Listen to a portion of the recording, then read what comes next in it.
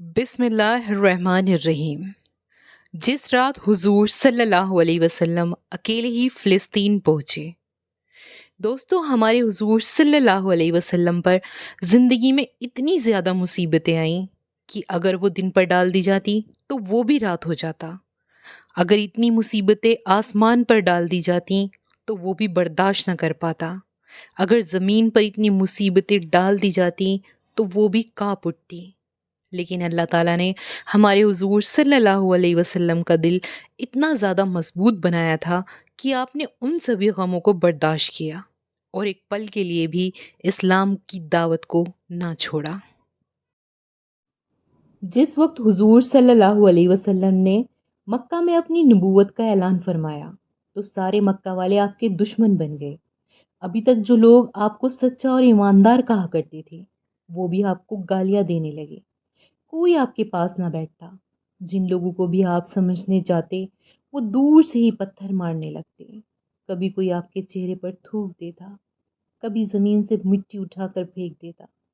और आप सल्लल्लाहु अलैहि वसल्लम पूरा पूरा दिन एक एक आदमी को समझाते कि ए भाई, अल्लाह पर ईमान ले आओ, इसके अलावा कोई माबूद नहीं। लेकिन सुबह से शाम हो जाती मगर मक्का में कोई एक इंसान भी आपकी बात सुनने के लिए तैयार ना होता। हुजूर का बचपन से ना तो कोई भाई था और ना ही बहन। आप अपने वालिद की इकलौती औलाद थे। वालिद की वफात तो आपकी पैदाइश से पहले ही हो गई थी और जब आपकी उम्र 6 साल हुई तो अम्मी भी छोड़कर चली गईं। 2 साल तक दादा अबू तालिब ने आपको पाला, लेकिन उसके बाद उनकी भी वफात हो गई और आखिर में आपके सबसे हमदर्द चचा अबू तालिब ने आपके सर पर हाथ रखा और फिर सारी जिंदगी आपकी किफालत करते रहे। लेकिन जब हुजूर ने मक्का वालों को एक अल्लाह की तरफ बुलाना शुरू किया तो सभी आपके दुश्मन बन गए। और एक दिन अबू जहल मक्का के बड़े बड़े सरदारों के साथ हुजूर के चचा अबू तालिब के पास आया और कहने लगा कि देखो, आप हमारे इलाके के बड़े बूढ़े इंसान हैं। आपके भतीजे मोहम्मद ने हमारी नाक में दम कर रखा है, इसलिए आप उन्हें रोक दें कि वो अल्लाह की तरफ बुलाने की दावत छोड़ दें, वरना अगर हम सब एक होकर उनके खिलाफ कोई एक्शन लेंगे तो बाद में आप इस बारे में हमसे कोई शिकायत न करना। चचा अबू तालिब ने भी जब हालात की नाजुकी देखी तो जल्दी से अपने भतीजे हुजूर को बुलाया और कहा कि ए मेरे भतीजे, ये देखो, तुम्हारी कौम के सरदार जमा है और तुम्हारी शिकायत कर रहे हैं कि तुम अल्लाह की तरफ बुलाना बंद कर दो। इसलिए मुझे भी मुनासिब लगता है कि तुम उनकी बात मानो, क्योंकि ए मेरे भतीजे, मैं भी बूढ़ा हो गया हूँ। तुम भी थोड़ा घर वालों का ख्याल रखो और अपने कामकाज पर ध्यान दो। हुजूर सल्लल्लाहु अलैहि वसल्लम ने जिस वक्त अपने चचा अबू तालिब की जुबान से ये बातें सुनी तो आंखों में आंसू भर आए और कहने लगे कि ए मेरे चचा जान, अगर ये दुनिया वाले मेरे एक हाथ में सूरज और दूसरे हाथ में चांद रख दें और कहें कि मैं अल्लाह की तरफ बुलाना छोड़ दूं, तो मैं ऐसा हरगिज नहीं करूंगा। और उसके बाद हुजूर रोते हुए कमरे से बाहर निकल गए। तो ये देख चचा अबू तालिब का भी दिल पिघल गया और बाद में हुजूर को पास बुलाकर कहा कि मेरे भतीजे, तुमको जो करना है करते रहो, मैं मरते दम तक तुम्हारा साथ नहीं छोड़ूंगा। लेकिन अल्लाह की कुदरत को तो कुछ और ही मंजूर था।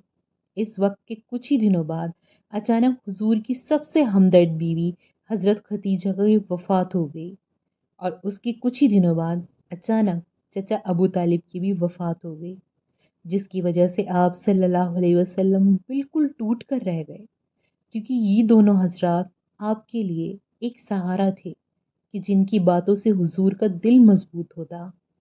लेकिन अब दोनों ने ही एक साथ छोड़ दिया। 4 बड़ी-बड़ी लड़कियां थीं, उनकी भी ज़िम्मेदारी अब पूरी तरह आपके ऊपर आ गई।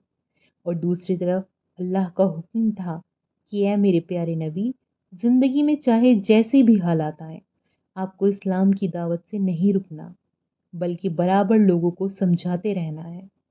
आखिर जब हुजूर मक्का के लोगों को समझा-समझा कर थक गए और बहुत कम लोग आप पर ईमान लाए, तो एक दिन मजबूर होकर आप طائف کی طرف گئے تاکہ وہاں کے لوگوں کو کچھ اسلام کی باتیں سمجھا سکیں۔ شاید وہاں کے سرداروں میں سے کوئی بندہ ایمان لے آئے تاکہ وہ اسلام کے لیے ایک مضبوط طاقت بنے۔ لیکن ان لوگوں نے تو حضور کی بات ہی نہ سنی اور اپنے علاقے کے بدماش لڑکوں کو آپ کے پیچھے لگا دیا کہ جو آپ کو پتھروں سے مار رہے تھے، اور اتنا زیادہ مارا کہ سر کا خون بہتے ہوئے پیر کی جوتیوں میں آ کر بھر گیا۔ حضور پوری طرح زخمی ہو چکے تھے۔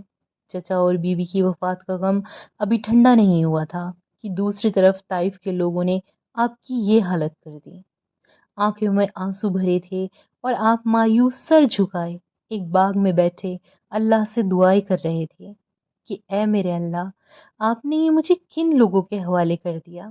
یہ تو ہر موقع پر مجھے ذلیل کرتے ہیں، مجھے مارتے ہیں، لیکن اے اللہ، اگر آپ مجھ سے ناراض نہیں ہیں تو مجھے کوئی فرق نہیں پڑتا، میں آپ کے حکم پر ایسے ہی لوگوں کو سمجھاتا رہوں گا۔ حضور کا ایسا غم دیکھ کر اللہ کا عرش بھی کانپ اٹھا، اور اللہ نے فیصلہ کیا کہ اب میں اپنے پیارے نبی کو اپنے پاس آسمان پر بلاؤں گا۔ آخر جب رات ہوئی اور حضور بستر پر لیٹے تو اچانک حضرت جبریل علیہ السلام ایک تیز رفتار سواری لے کر آپ کے پاس پہنچے اور کہا کہ اے اللہ کے حبیب، اللہ نے آپ کو اپنے پاس بلایا ہے۔ اور پھر حضور حضرت جبریل کے ساتھ براق پر سوار ہو کر سب سے پہلے فلسطین کی مسجد اقصیٰ گئے۔ مسجد اقصیٰ میں اس وقت سارے نبی جمع تھے۔ اللہ کے پیارے حبیب حضور کو دیکھتے ہی تمام نبیوں نے آگے بڑھ کر آپ کا استقبال کیا، اور پھر حضور نے سارے نبیوں کو 2 رکعت نماز پڑھائی۔ اس کے بعد آپ حضرت جبریل علیہ السلام کے ساتھ معراج کے سفر پر گئے۔ پہلے آسمان سے دوسرے آسمان، دوسرے سے تیسرے، پھر اسی طرح 6 آسمان پار کر کے حضرت جبریل علیہ السلام جو حضور کے ساتھ 7ویں آسمان پر پہنچے تو وہ آپ سے کہنے لگے کہ اے اللہ کے رسول، میری حد بس یہیں تک ہے، میں اس کے آگے ایک قدم بھی نہیں بڑھا سکتا، ورنہ میں جل کر خاک ہو جاؤں گا، اس لیے اب آپ جانیں اور آپ کا رب جانے۔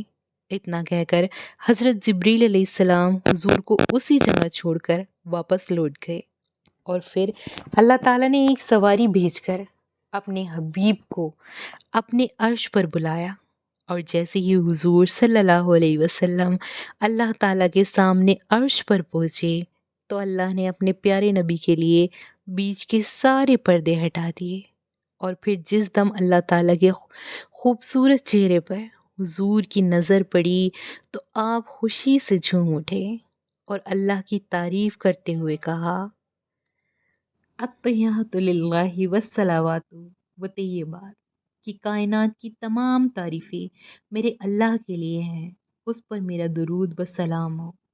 اور پھر اللہ تعالیٰ نے بھی مسکراتے ہوئے بہت عزتوں کے ساتھ اپنے پیارے حبیب حضور کو اپنے سامنے عرش پر بٹھاتے ہوئے فرمایا، السلام علیکہ ایہا النبی ورحمۃ اللہ وبرکاتہ، کہ اے میرے پیارے نبی، تم پر میرا سلام، میری رحمت برکتیں نازل ہوں۔ تو حضور نے اس وقت سلام کا جواب دیتے ہوئے ہم کمزور امتیوں کو بھی یاد رکھا اور کہا، السلام علینا